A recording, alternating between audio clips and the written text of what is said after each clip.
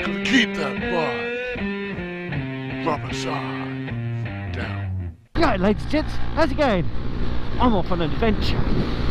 This is the first in a series of new videos.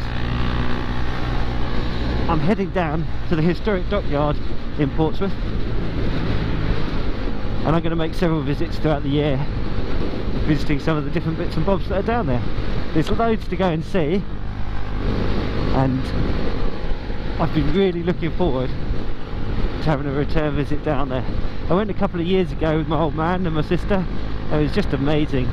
But there's too much to squeeze into one day, so this time I'm doing it at my leisure, and I have an annual pass so I can go and come and go as I please throughout this year, which is just awesome and a great way to do the trip.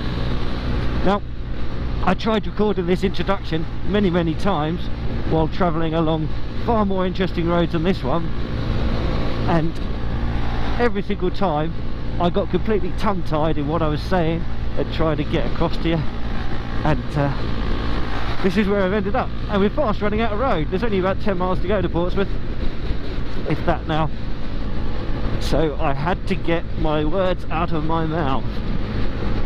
Now, Portsmouth's got so much going on for it, and those of you that have followed my channel will know that I have an affinity for the sea, and that affinity is from childhood really, but having spent 12 years in the Royal Navy, the naval aspects of sea life is something that does really massively sit well in my heart. Motorways, however, don't, especially not on a motorbike, but it's what we've got, and yes, bollocks. Now, as you can see, it's an absolutely glorious day today, really lovely, considering it's not quite middle of January, or actually, is it? I don't know, it's about the middle of January. My hands are bloody cold, but these handguards that I've fitted to my bike are doing a dandy job of keeping the wind off my fingers, which has made this journey so much more pleasurable. But like I say, I'm going to split this into a series of videos, and there is just too much to go and have a look at in one visit. So doing it this way makes the most sense for me and my pleasure, as well as you and yours. The Dockyard's got an amazing amount of attractions. It's got HMS Victory, HMS Warrior, the Mary Rose. You've got action stations. You've got well, you've got the Queen Elizabeth, HMS Queen Elizabeth. The new Royal Navy aircraft carrier is down there, and I think you can get a really good view of that from the Dockyard too. Got the Submarine Museum over in Gosport. All sorts of bits and bobs to go and have a look at, and hope to get my way around every single bit of it. I think I even get a boat trip as well on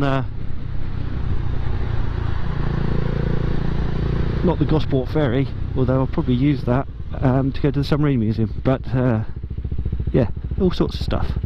Today the sun's out, so I'm going to make the most of that and go and see HMS Victory today.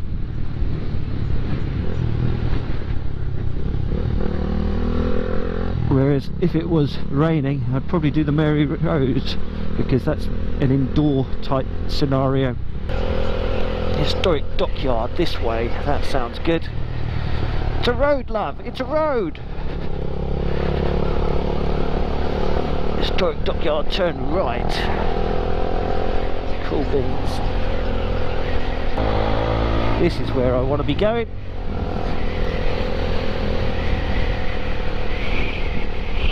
Oh my word, this wind is horrible. Okay, so just there is HMS Warrior, and straight ahead of it is the Dockyard. Now I think scooters and stuff quite often park over here, and that's kind of what my game plan is, so I don't have to walk too far. I'm lazy, and I can lock my bike up here as well. Alright, sorting my crap out. Let's get into the Dockyard, shall we? As usual, British weather's on our side. Crappy day, There you go, HMS Warrior and the Strydica Tower and beautiful old me. There's so much to see down here, so we're going to head over to HMS Victory first, which I've got to work out my bearings on where that is, but it's either this way or a different way, so this way I'll do for the moment, eh? But it's a pretty impressive place, this dockyard. We've got action stations, we've got the Jutland Museum, all sorts of stuff.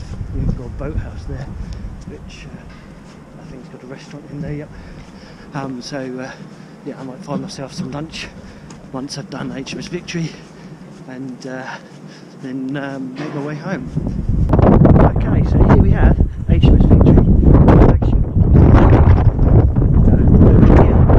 We've got HMS Queen Elizabeth. Really huge, and I'm kind of guessing that is now the new flagship of the Royal Navy.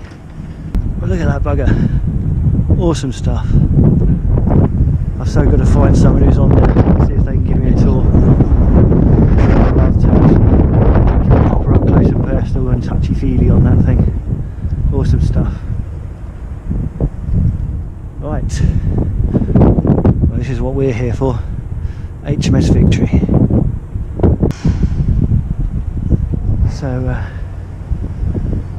this is Lord Nelson's flagship. HMS Victory is the world's oldest commissioned warship, famous for playing a crucial role in the Battle of Trafalgar in 1805, which contributed to the defeat of Napoleon in 1815.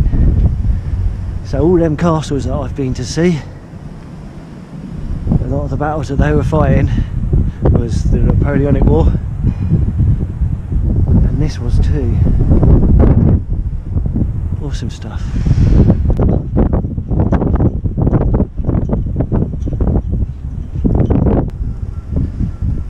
I'm pretty sure Nelson didn't use this set of steps to get on board, but he might well have wandered in through this hole a few times.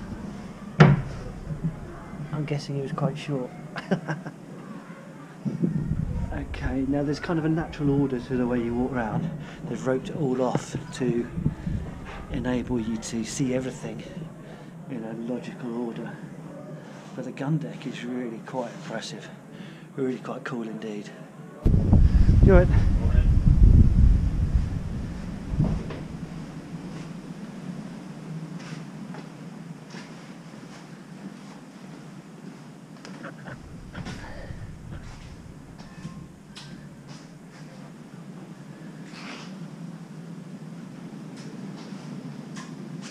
This is Captain Hardy's dining table, apparently. That's not a table. That's a table. Now these cannons, I'm assuming would be parked like this unless you're in battle, and then they'd be shoved out the windows there, as this would have been captain's quarters or what have you.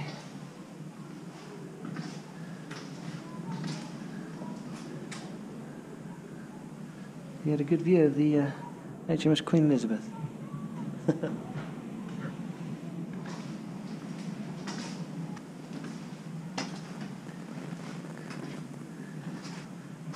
I imagine sleeping in a hammock when you're in rough seas would actually be quite good. It would stop you rocking and rolling too much.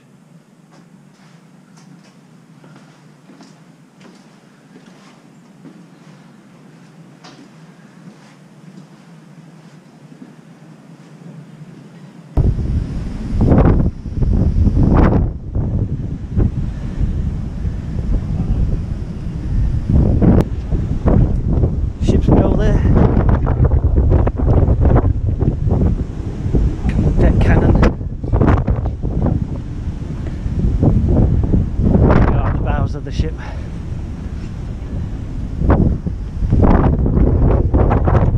Poop deck, which is down there. I'm hoping it'll allow us to get down onto the poop deck. Now, these are all closed off, they've got glass over them, but in the past they would have been open to the decks below.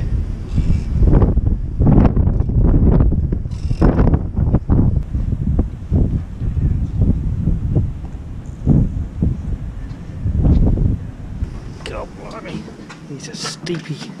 steepy bastard steps.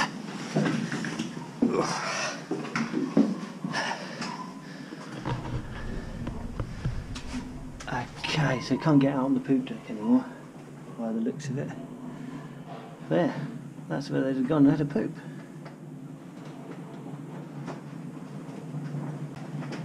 Smelly stuff. Another toilet there, by the looks of it. Awesome. Didn't realise they had indoor toilets. So this would have been sick bay. Where the poorly guys would have come. Still very much battle stations when required though.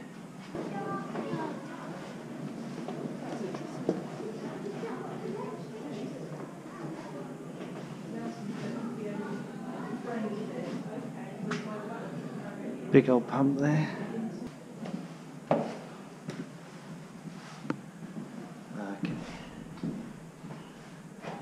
So this is looking a bit more grand here.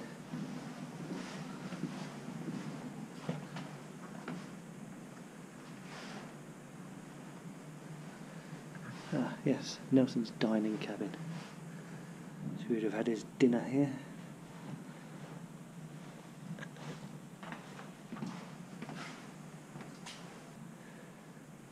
With his own little balcony. Wow.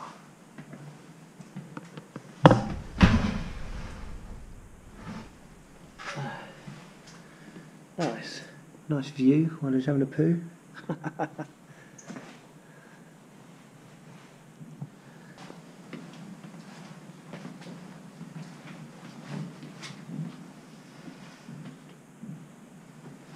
Hey, yeah.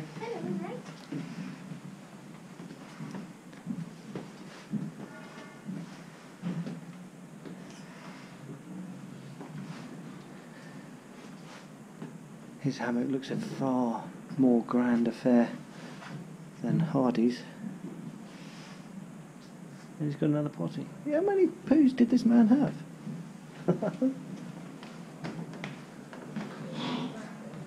Again, all open decks. I guess that helps get water down below where they can pump it out.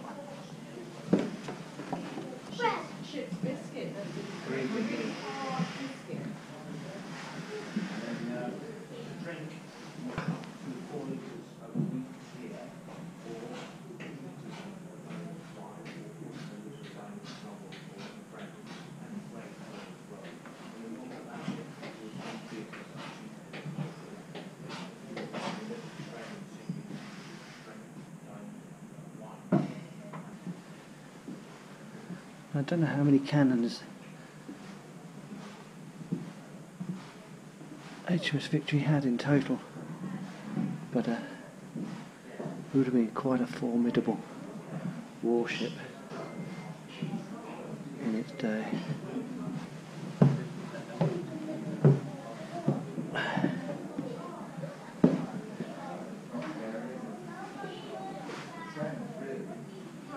Here you can see all the hammocks.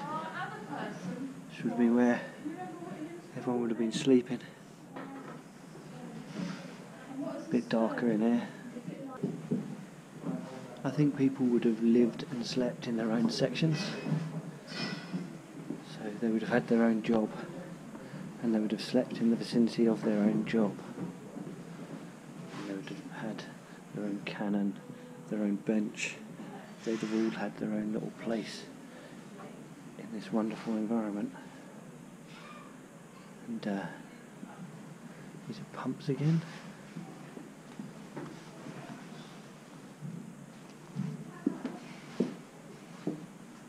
Is this a pump?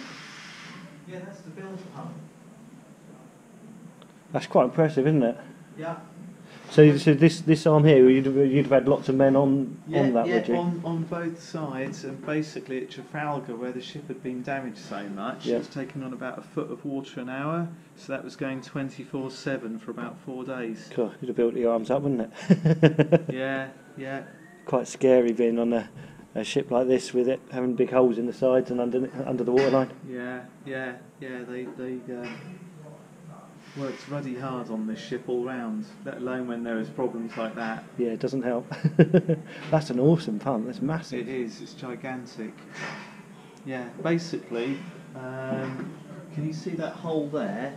Yep. Yep. So They'd they'd have, have a pipe. had a sort of a hose or a pipe. Yeah. What would that have been made of? Would that have been there. fabric, or would that have been like sheep's? I honestly don't know, I'm afraid. I really don't know. But there's one both sides, and they'd have pumped the water out of those holes. Wow. Yeah. Do you know what sort of pump rate this could pump at? No. Okay. Sorry. But it's cool. It's I like it. It's pretty impressive, yeah. Yeah. This is just what's called an elm pump. Yep. This is just for filling up the buckets. So when they were scrubbing the decks or something, they they'd could use use that and just. But also, when they're firing the guns, and they need the water for the buckets to put the sponges in. Okay, what to cool them down? Yeah. Okay. They'd stick that in their bucket of water, stick that down the gun. That would cool the gun, and it would also put out any sparks and anything burning left over. I guess because when you're reloading it, you don't want it going off while you've got your head in the other end of it. Bag of gunpowder down a gun that's got smouldering fabric and rope in it. Awesome stuff. Cool. Thank you. That's right, no problem. But no, it's awesome stuff. Cheers. Yeah. Do you really like your facts and figures about this sort of thing? Yeah, I love it, yeah. Oh, okay, because there is a little book, I'm not trying to flog it to you. This is I've been offered the guide a couple of times. Well, no, not that one. I mean, by all means buy that, but this is the one that we all swear by. This is done by the old curator of the ship. So he knows every board, plank and everything on here, you see. Right. Mine's a bit battered, but all of ours are.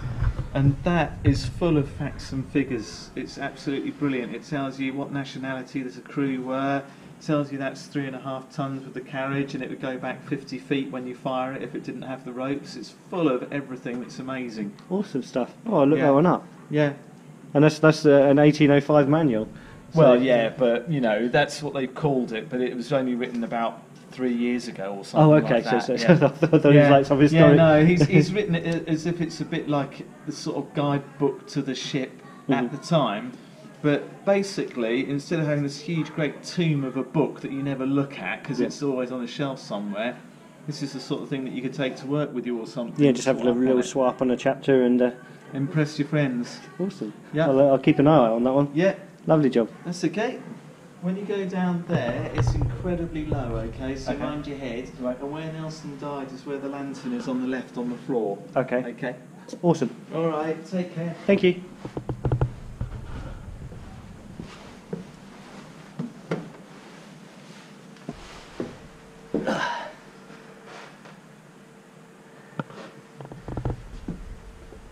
Okay, so this is the surgeon's cockpit. So I'm guessing that was his office.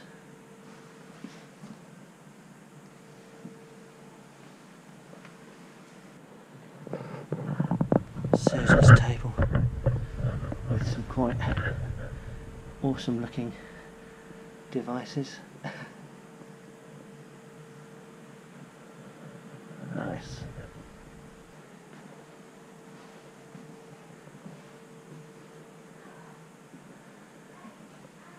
And this is where Nelson fell. Oh, where he died.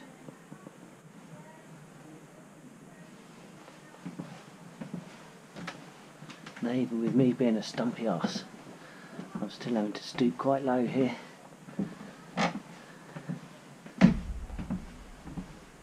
Smaller in here than it is on a submarine. That's quite cool.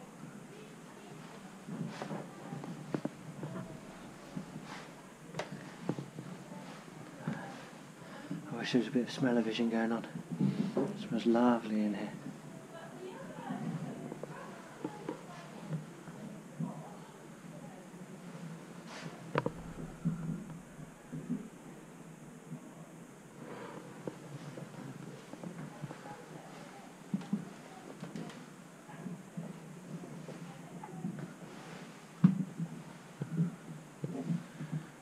This is the bosun's store.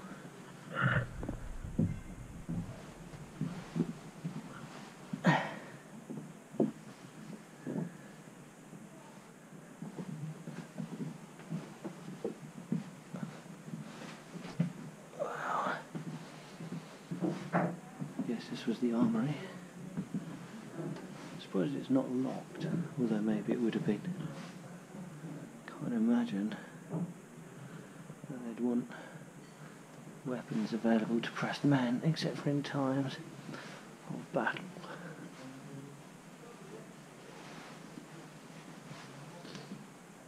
Where it would be in their interest to utilise them against the enemy rather than the officers.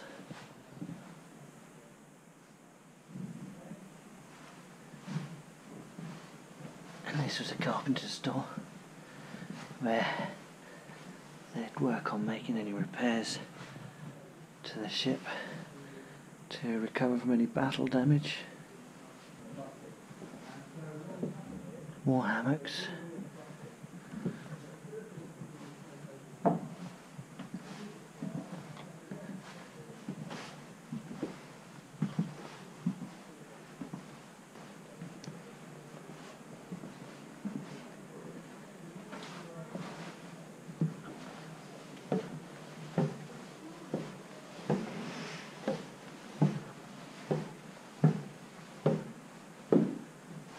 Darker and dingier in here. That looks like that's the pump there as well. So it pumped out the bilges.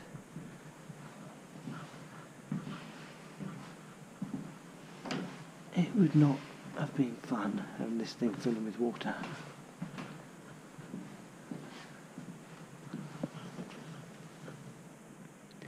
And that's the thing.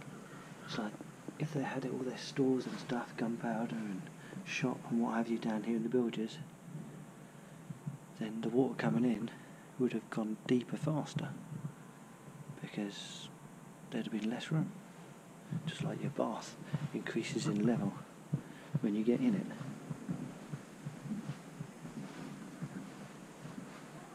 That's a mammoth sized pump. A lot of repairs have gone on, but that's what would have happened even if this was in service. Repairs would have happened all the time. It would be in a constant state of going out to sea, coming back and being refitted. Rotten wood replaced, damaged wood replaced,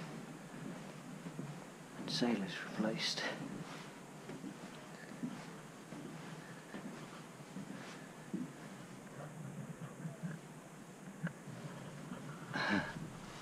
Awesome.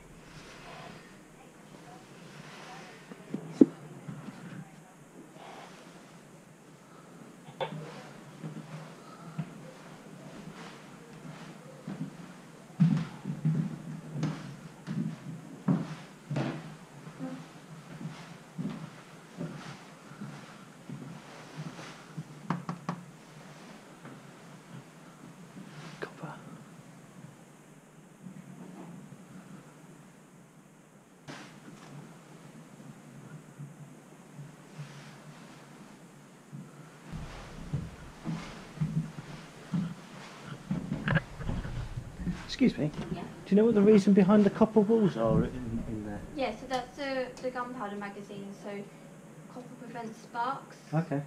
So if there Oh, was, so like static and stuff like that? yeah, so if there was going to be a spark, the gunpowder was enough to blow up the whole. Yeah, you wouldn't really want that, would you? It stops rats getting in as well. Apparently they would burrow through and like eat at the bags and Okay. stuff they were stored in.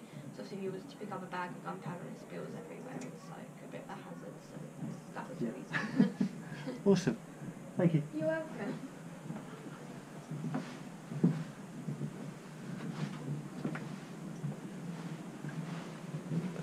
Ugh. And here we are in the dry dock.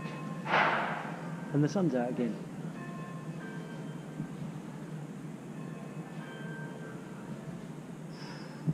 I guess it's just a constant affair of renovations, stopping the wood splitting apart. See, boats are designed to be in the water, not out of it, and the weight of all this wood and stuff and cannons and what have you, all pushes the boat outwards, which would have been supported in the past by the water pushing it inwards.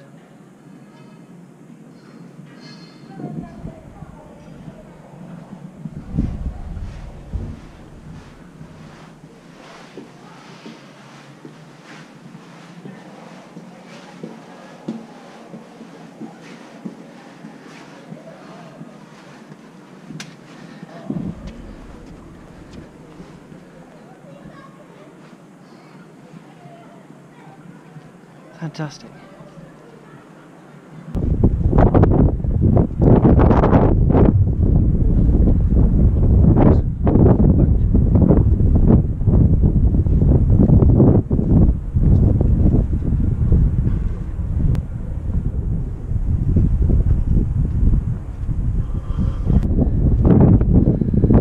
I really don't think I can get any closer.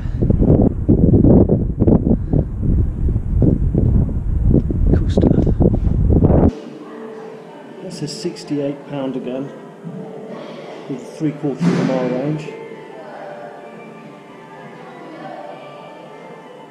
Then you've got a 12 pounder cannon with 1 mile range, 24 pounder cannon with 1¼ mile range, and then down there you've got a 32 pounder cannon with 1½ miles range, which is pretty impressive.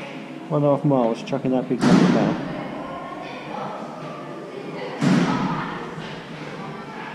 You can see here that the masts don't include the top half, so there's almost, well, there's the masts that are on HMS Victory now only go up to where it's black there, and then they go up over double the height that they are currently to provide the sail area to push that ship along the water.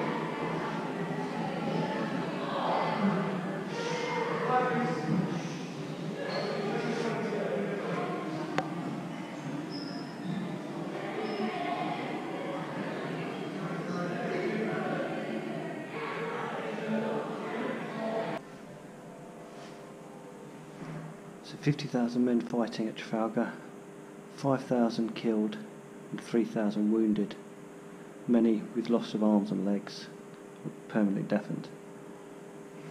Should be given a hurt certificate which would describe their wound and entitle them to a pension if they are unable to serve at sea again. We looked after our navy back then, eh? Then you've got prize money for when you capture ships. So this is going down to piracy really, isn't it? So the more senior, the larger the share. So Admiral Lord Collingwood was second in command at the Battle of Trafalgar and took over command once Nelson had died.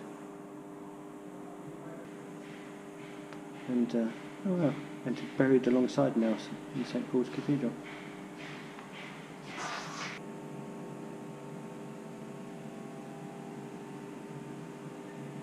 Women often served at sea in the 18th century. However, they were never officially recorded in the ship's books, so it's difficult to trace the stories now. Some captains allowed the older sailors and petty officers to have their wives with them on board, but they had to make their own arrangements for food and accommodation. Man, I used to think going to sea was a way to get away from your missus. So 756 sailors and Royal Marines on board Victory at the Battle of Trafalgar. 71 were not British citizens, including 23 Americans and even 4 Frenchmen.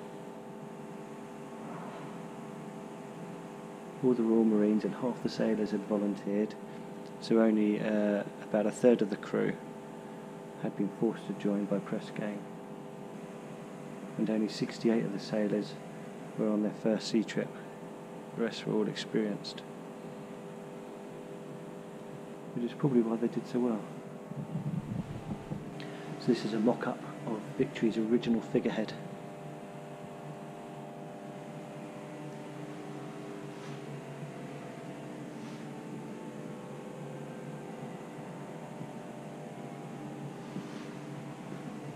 So that's Britannia trampling on discord and is being crowned by peace.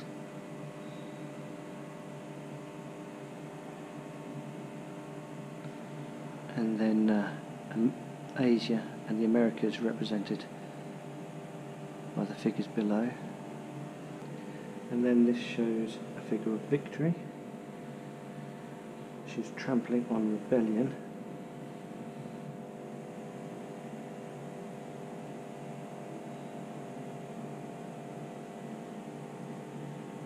Above her fame is sounding a trumpet to celebrate her victories, and below her are again figures representing places we've conquered of Europe and Africa.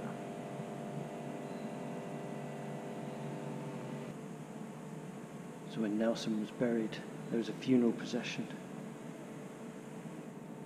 from Greenwich with a royal barge. So full honours.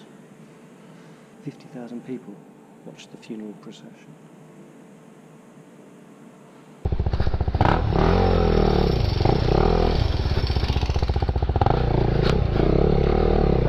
So that is HMS Victory. And what a bloody awesome little visit that was. I really can't wait to go back. I'm not sure whether I'll do Warrior next or the Merry Rose, or maybe even head over the water and go to the Submarine Museum. But there's so much to do there.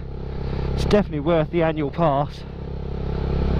I could have stayed there a lot longer. I mean, it's only lunchtime now, so I could have fitted in a couple of other of the attractions there, no problem at all. But don't have to do everything today.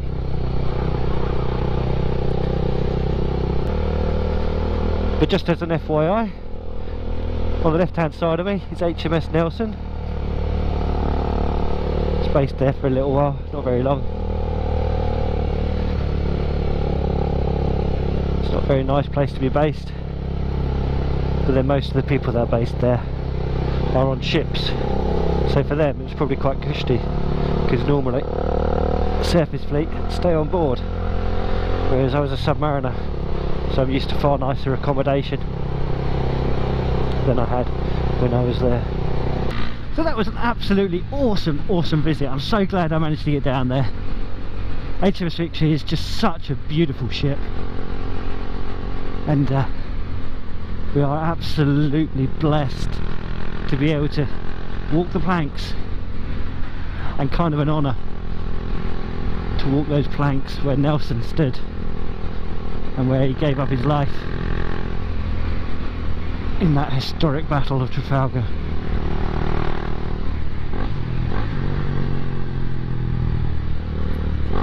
Now these videos, I don't know how often I'm going to get down to the dockyard, so I'm not going to do a particular schedule for how often they come out, but they will come out when they come out, and I will get down there as often as I can to get all the bits and bobs done. And what's awesome is that I can go back there again and again and again throughout this year. So yeah, that's kind of cool. Means the ones I like, I can come and see as many times as I want.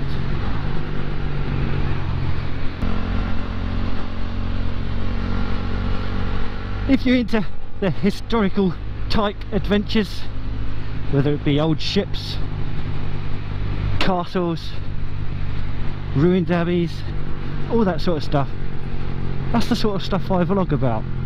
So if you don't already subscribe, do click that subscribe button. You might find that there's some other stuff that I've posted or I'm about to post that you'll enjoy too. If you like the video, give it a little thumbs up. If you didn't, give it a little thumbs down. It's all good. But whatever you do, drop in a comment, let me know what it was that you liked, what it was that you didn't. Let me know where I can improve, and let me know what I can delete.